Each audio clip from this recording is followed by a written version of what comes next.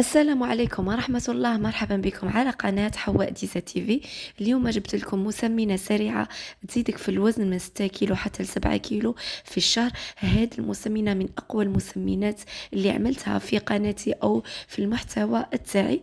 جيت نعاودها معكم لأنه مسمنة أكثر من رائعة، تسمن وتزيد الوزن بجنون، تفتح الشهية، تسمن المناطق الأنثوية، تنفخ الخدود. رائعة، هي عبارة عن اللحسة الصحراوية. راح نشاركها معكم بكل أسرارها. وسمحوا لي، صوتي راه مبحوح، يعني الحمد لله كنت مريضة والحمد لله ريحت، لكن من 4 أيام وصوتي هكذا، يعني ما بغاش يرجع. قلت معليش، هذا الفيديو كنت ديجا صورته، جيت نعاود لكم فيه المونتاج، لا غالب عاودته بهذا الصوت. بلا ما نطول عليكم، مرحبا بكم. شجع الفيديو بجيم وتعليق باش دايما نحط لكم وصفات تكون مجربة ومفيدة. بسم الله. شوفوا، اولا نجيبوا مقلاة ناشفة ولا طاجين، وراح تبدي معايا في تحضير الوصفة. جيبي كاس تاع شاي، كاس صغير، ديري كاس سمسم، انا درت سمسم الابيض لانه يجيني سهل في التنظيف. تقدري ديري السمسم البني، فقط نظفيه مليح. ديري كاس من اللوز وكاس من الجوز. بالنسبة للمكسرات تقدروا تشرو غير كمية قليلة، يعني 20,000 جوز، 20,000 لوز، 10,000 كوكاو، 10,000 سمسم. ضروري البنات ديروا المكسرات في هذه الوصفة باش تجيكم فيها سعرات حرارية عالية وتسمنكم بسرعة. وإذا ما قدرتيش توفري من إحدى هذه المكسرات عادي، يعني بدل ما ديري كاس لوز ديري 2 كيسان لوز وكاس كوكاو وهكذا. المهم، وكاين بعض المكونات راح تقدروا تزيدوها في هذه الوصفه، راح نذكرها معكم في نهايه الفيديو باش ما يكونش الفيديو مخلط. راح نديروا ايضا كاس من الكوكاو اللي هو فول السوداني باللغه العربيه، وكاس من الشوفان. هذه المسمنه تنفع حتى المرضعات، انه تزيدهم من اثار الحليب وتفتح لهم الشهيه، يقعدوا ياكلوا عليها مليح وتسمنهم في نفس الوقت. مليحه ايضا للرجال الرياضيين، حتى يعني للصغار وعادي، لانه طبيعيه وامنه وصحيه. شوفوا البنات، راح تزيدوا ايضا حوالي ملعقه كبيره من الحلبه، حلبه حبوب، مع هذه المكونات ونحمصوهم. بالنسبة للحلبة ما راحش تحسوا بالذوق تاعها في هذه الوصفة، لأنه راه فيها بزاف مكونات ومازال باقي مكونات راح نزيدوهم تدريجيا. وراح تحمصوا الحلبة باش تنقصوا من الريحة تاعها فقط. ما تكتروش، حنا راح نديروها فقط لفتح الشهية، ما تكتروش منها باش ما تخليش الوصفة ولا العقدة تاعكم مرة. راح تحمصوها بهذا الشكل. وايضا ضروري تحمصوا المكونات، لانه كي تحمصوهم ما راح يعني ما راحش يوجعوكم في المعده، حتى ما ياثروا على القولون. حمصوا الشوفان وحمصوا هذه المكونات. بعد ما تحمصوهم خلوهم يبردوا شوية، وتطحنوهم. ومن الأفضل الحلبة تطحنوها وحدها، يعني حمصوها وحدها وتطحنوها في آلة طحن البهارات، لأنه كي تطحنوها مع المكونات هذه ما تنطحنش يعني مليح مليح، تقعد شوية قاصحة. لكن إذا كانت عندك حلبة مطحونة حمصيها ولا ديريها مطحونة أفضل بكثير. المهم، راح تجيبي الاشوار وتطحني هاد المكسرات كلها مع بعض.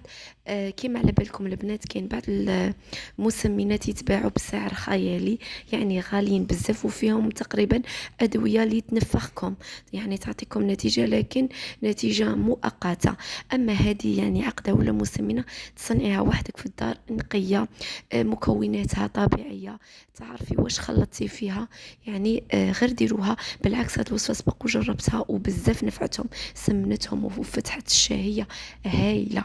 راح تزيدي ربع كاس تاع حبه البركه اللي وصى عليها الرسول عليه الصلاه والسلام، مليحه بزاف، تنظم الهرمونات، خاصه اذا كان عندكم هرمون الذكوره يعني طالع، راح تهبطه، يعني تنقص منه وترفع هرمون الانوثه وتعدل لكم الهرمونات. تزيدي بذور الكتان لانه غنيه بالاوميغا 3. وتزيدي ايضا ربع كاس من حبه الحلاوه ولا اليانسون، مليحه بزاف ايضا، تبرز المناطق الانثويه وتريح القولون. هاد المكونات ما يتحمصوش، غتزيدوهم وحدهم يعني مع المكسرات المحمصه، وتطحنوا كل المكونات في الاشوار حتى تتحصلوا على بودره كما هذه بهذا الشكل. فقط حبة البركة، ما ديروش ربع كاس، ديروا ملعقة كبيرة. تاني ما تكتروش منها باش ما تجيش العقدة مرة. المهم انا راح نقسم هاد المكسرات المطحونه على 2، يعني ما راحش نخلطها كاع، لانه خفت المكونات اللي راح نزيدها ما تكفيش. نتوما تقدروا تخلطوها كاع ولا ديروا كيما درت انا، يعني تخلطوا تدريجيا. راح تزيدوا العسل، تجيبوا عسل تدفوه باش يولي معكم سائل ويسهل عليكم خلطه. انا جبت هذا بديل العسل. هي اذا قدرتوا ديروا عسل حر من الافضل، اذا ما قدرتوش عادي كيما على بالكم. العسل الحر راه غالي بزاف. ديروا اي نوع عسل وصاي. راح تزيدوا ديروا شوكولا. ايضا ديروا شويه يعني شوكولا حسب الخليط اللي عندكم. انا درت حوالي ملعقتين، ونخلطوا المكونات مع بعض. وراح نزيد اكيد المكون يعني اللي راح يعطينا نتيجة رائعة. ضروري تزيدوا هذا المكون، هو زيت الزيتون. واللحسة الصحراوية يخدموها بزيت الزيتون، ومن الافضل يكون زيت زيتون حر. راح تزيدوا شوية زيت زيتون. زيت زيتون هايل يسمن وينفع حتى اللي يبغوا يسمانوا. ننصحهم يفطروا صباح بزيت زيتون وخبز الدار. يديروا زيت زيتون في السلطة تاعهم، يعني دخلوا زيت زيتون لنظامهم الغذائي، لأنه فيه سعرات حرارية ويسمن وينفع. راح تخلطي المكونات وبالنسبة للذوق تاعه ما تحسوش به بزاف. البنات هنا حسيتها يعني القوام تاعها شوية ناشف، زدت ملعقة تاع شوكولا. المكونات جيدة. وبالنسبة للمكونات اللي تقدروا تزيدوهم في هذه العقدة، تقدروا تزيدوا حبل عزيز تحمصوه وتطحنوه مع هذيك المكسرات.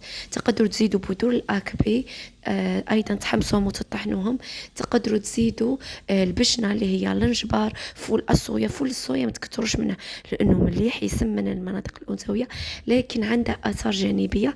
أنا يعني من نشجعش عليه بزاف في وصفاتي. إذا شفتوا ما نهدرش بزاف على فول الصويا. هاد المكونات تقدروا تزيدوهم. حتى الحمص محمص مطحون وتقدروا تزيدوه يسمن. وفقط هذه هي العقدة بالنسبة لهذا الخليط. تقدروا كي تكملوا العقدة تاعكم تعاودوا تخلطوا هذوك المكسرات، ولا تخلطوهم بدبسة تمر، ولا تاكلوا منه. يعني تدوا ملعقتين من هذيك المكسرات في علبة ياغورت وتاكلوا منها في الليل. وفقط هذه هي المسمنة ولا اللحسة الصحراوية ولا العقدة اللي صنعناها. زينتها بحبيبات لوز وبزاف بنينة وهايلة، تفتح الشهية وتسمنك. مستحيل تاكليها وما تسمنيش، راهي معمرة بالمكسرات والسعرات الحرارية. باش تعطيكم نتيجة اللي تفرحكم وتعجبكم، داوموها على الأقل شهر ولا شهرين متتالية، يعني ما توقفيش، داوميها على الأقل شهر ولا شهرين. وزني روحك قبل وبعد. كلي ملعقة بعد الوجبات 3 مرات في اليوم.